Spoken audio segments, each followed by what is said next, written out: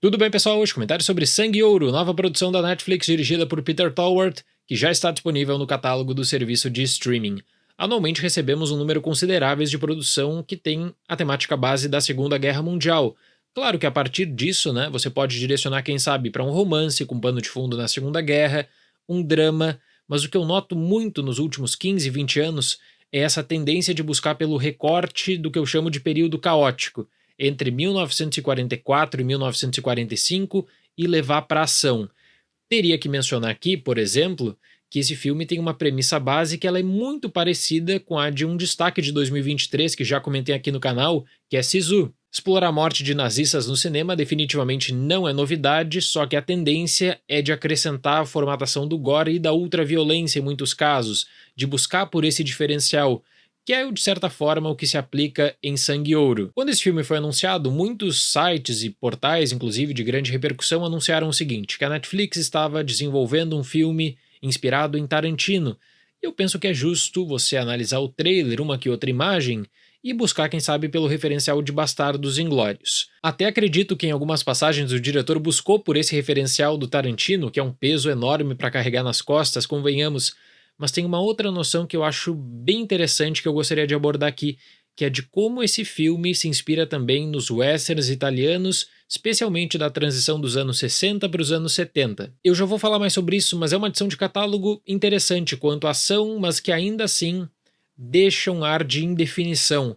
O problema que eu sinto é que esse filme ele não se compromete em abraçar sua própria premissa, por mais absurda que ela possa parecer em determinados momentos. É diferente de Sisu, que não tem vergonha de abraçar o conceito de um homem contra um batalhão. Esse filme ele tenta trazer elementos validadores no seu texto que eu acredito que não funcionam, mas ainda assim tem a questão das mortes criativas, da violência como um diferencial, tudo isso nesse período final da guerra. Em 1945, os aliados avançam na Alemanha. Heinrich, interpretado por Robert Masser, é um desertor que é perseguido pelo batalhão da SS comandado por von Starfeld, interpretado por Alexander Scher, que lhe condena à morte. Mas Heinrich conta com a ajuda de uma jovem fazendeira, Elsa, interpretada por Marie Ack, e logo descobre que o real interesse do batalhão é conseguir barras de ouro que estão escondidas em um pequeno vilarejo. Esse filme conta com alguns detalhes bem interessantes sobre a perspectiva alemã no final da Segunda Guerra Mundial.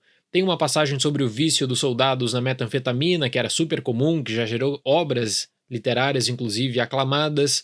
Tem uma questão quanto à visão do desertor como traidor da pátria. Em um momento da guerra, já nessa fase final, eles nem eram enviados por chamado Tribunal do Povo. A própria SS já condenava e executava. Era aquela mensagem que deveria ficar para a comunidade, Não faça igual aquela pessoa, senão você vai ser enforcado. Mas aí eu tenho que trazer um comentário que eu fiz em Sisu também, que é o seguinte. Tem muitas pessoas que esperam desse tipo de filme de abordagem histórica, um retrato fiel. E esse longa também tem problemas para orçamento. A ambientação, em muitos casos, ela acaba sendo comprometida. É claro que você nota um referencial do Tarantino e não tem como apagar aquela imagem de Bastardos Inglórios para qualquer filme de temática semelhante.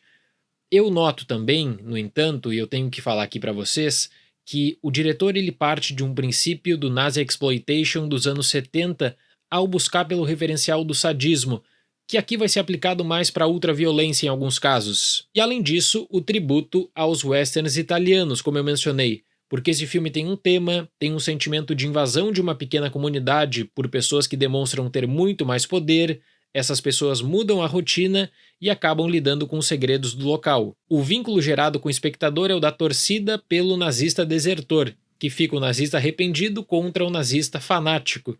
Então é bacana notar como o diretor ele consegue desenvolver isso. Então o estabelecimento de um cenário de risco me agradou, porque você puxa para duas condições, A primeira é de acompanhar a caçada e a busca pelo ouro, dos nazistas que entram no local desesperados pelas barras de ouro que estavam escondidas, e o outro é de notar como uma dupla tenta superar todas as adversidades, ela está sendo perseguida também, Essa dupla é caçada pelos nazistas, mas eles precisam tomar algumas decisões extremas. Quanto à ação, eu acredito que o filme se torna mais interessante quando tenta surpreender, fazendo com que o espectador se interesse por personagens que logo sofrem o risco real de morte. O desenvolvimento base do filme nos dá plena condição aí para conseguir articular uma história que poderia ser aquela história tradicional de vingança, puxando para violência e ultraviolência, dependendo da situação, Da questão da morte criativa, que foi explorada de maneira excelente em Sisu e que é repetida não da mesma forma, mas ainda assim convincente em Sangue e Ouro. O problema do filme é que ele tenta gerar uma situação de uma cidade vulnerável.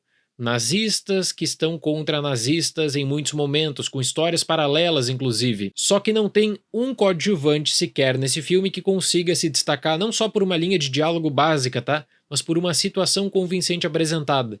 Chega aquele momento que você nota, olha, essa pessoa aqui tá tendo muito destaque, não é protagonista, com certeza vai morrer daqui a algumas cenas. Eu penso que a dupla principal consegue até se estabelecer como o interesse do espectador por acompanhar uma jornada, e aí vem aquele problema que eu falei pegando o referencial recente de Sisu, até pelas questões que aproximam essas duas produções.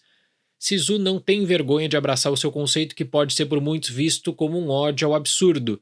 Esse filme tem. Esse filme ele busca descartar muitas situações até para se aproximar, quem sabe, do realismo. Então existe até uma seletividade ao querer lidar com algum tipo de equilíbrio, né, de um batalhão nazista contra duas pessoas que estão ali jogadas numa cidade em meio desse caos na busca pelo ouro também.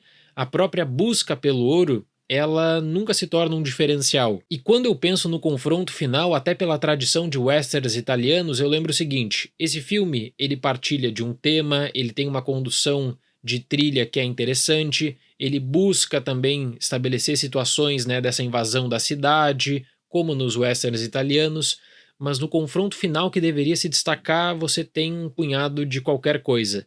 Para Sangue e Ouro, nota 6. Até existe em um momento um envolvimento com uma tropa americana que me fez pensar o seguinte, olha, os produtores desse filme, eles imaginaram que se esse longa conseguir destaque no catálogo da Netflix e sucesso, eles já têm uma continuação pronta. Não precisa nem trocar a base da história, você já tem o estabelecimento até de um ponto de interesse. Ainda assim, para o padrão Netflix, para o que a empresa oferece, para a adição de conteúdo no streaming nessa época do ano, está acima da média. Pessoal, um recado final. Eu quero avisar que no mês de junho eu vou começar um curso sobre ditadura argentina no cinema. Então eu vou deixar o link na descrição com todas as informações do meu curso. Se você quiser considerar virar meu aluno, será muito bem-vindo. Muito obrigado pela atenção, até mais e tchau!